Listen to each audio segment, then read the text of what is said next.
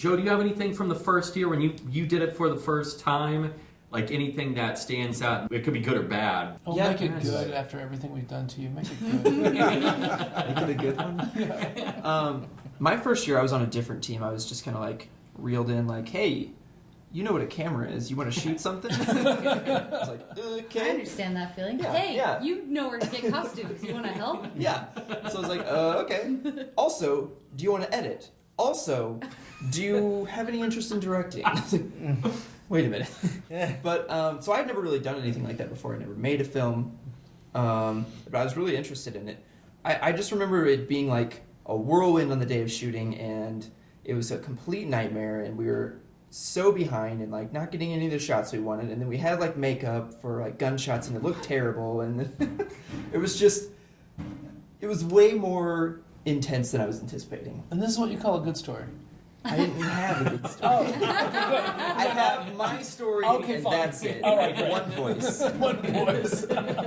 But then, obviously, there's the learning curve, and then... Oh yeah, there's absolutely a learning curve, and once you get the hang of it, it's a lot smoother. I mean, there's always going to be hiccups, but it does get better. Right. Every year, I've said it for the past like 3 or 4 years. I'm like, I'm gonna take a break this year. Just take 1 year off, and then once it gets, and then like 5 minutes later, I'm like, it'd be fun next year if we get these people involved or get that. And they're like, didn't you just realize you just said you weren't gonna do it next year, and now you're already talking about it next year? And I'm like, damn it. But it's great. It's just so much fun, and you do grow. I mean, it's inevitable. You're gonna grow every single year you do it. I mean, looking back, 9 years ago? I thought it was my 10th year, so I have to correct that. So I have to do it another year for sure. But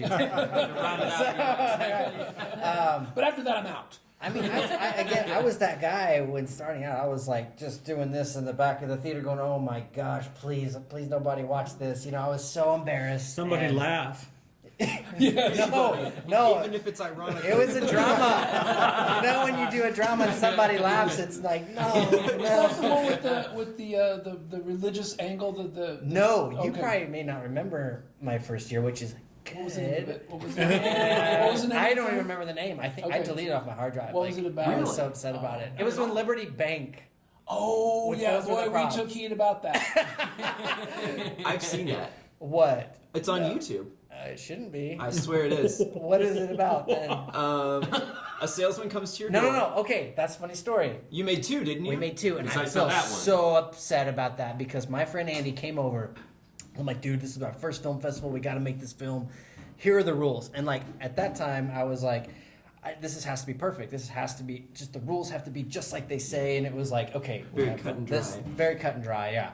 And we shot this comedy, and I remember we went to a bank. There's a little funny story about that. He had a mustache on, wig, and since it was Liberty Bank, you guys were like, oh shit, we're not doing Liberty Banks again. My buddy goes, hey, why don't we ask if we can get a shot of us walking out of this bank with this big bag? And I'm like, dude, you're dressed up. You probably shouldn't, And I was really young back then, and like he was old enough to know better. And he's like, no, it'll be fine. I'm a nice guy. So I have my camera. We walk into this damn bank in the middle of this small little town, Forsyth, and these ladies are like, hello, can we help you? And he's like, yeah, we're doing this film festival. I show him the page and all that stuff. I mean, I swear to God, that woman had her hand on that. She was ready to push that button. And I've seen the original going in style. I know what's going to happen here. right. Luckily, she didn't. But the next day, it gets better. So the next day, I'm like, man, I just don't think that film's going to qualify. So I scrapped it and I shot this horrible, horror film. And I was covered in fake blood in my garage, I remember, and all of a sudden I hear a knock at the door, and it's a damn deputy sheriff. And he goes, hey, is this your car, your PT Cruiser, you live here? He's like, we had a bank yesterday, and I had to show him the form and everything. Going, here's one, my buddy's an idiot, and I should have known better too. And luckily he was like, okay, yeah, I see. But I was covered in fake blood just to make it worse. I'm not a bank robber, I'm a murderer. You dumb cop. So it's actually a really good story. And that turned into your SATO48 film, which was documenting the police I coming. should have. What happened was, so I shredded that film, but it did play at the SATO, at the Moxie. Mm-hmm. And I brought my buddy Andy up there, and he's like, "Oh, you didn't turn in our film," and I felt so bad. I'm like, I just didn't know if it would qualify. So I ended up uploading our original film, called the salesman, and I'm like, damn it, I regret it this day. Where he takes I off always his pants, apologize to him. What's that? That's where he takes off his pants. Yes. Is that right? Oh, He just it's hot. strips. And Yeah, he just yeah. gets naked in my kitchen. And I regret that. I apologize to him to this day, and he understands. And I said, because that probably would have went great. But it was just a big learning lesson. But it's a funny story.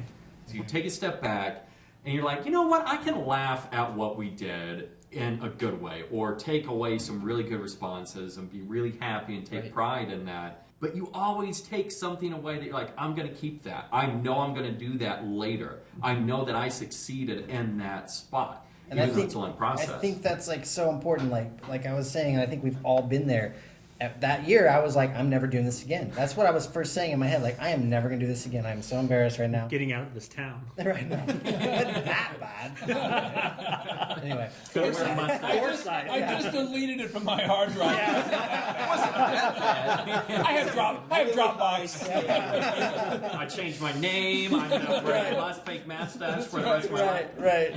But looking back, like I actually did that this year. I looked at The Salesman and then like what I'm producing now, and it was just amazing. I'm like, man, I almost gave up back then. So like to anyone who's thinking about participating, who's like, I don't know if I have, they need to do it. They need to get out there, get their hands on a camera. It doesn't matter what camera at this point. I've seen some amazing stuff shot on iPhones.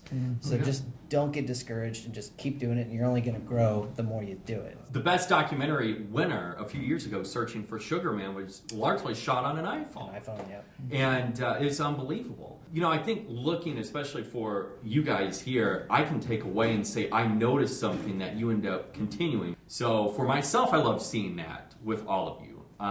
Joe, you were talking about something. Jeana, I'm interested to pull you into this conversation as well. Talking about working different roles and having this. Last year, it was, oh, hey, Jeana, like, do you know where we can find this costume? Oh, hey, by the way, would you like to work as this? It's like contacting these people. Oh, wait a second, Jeana.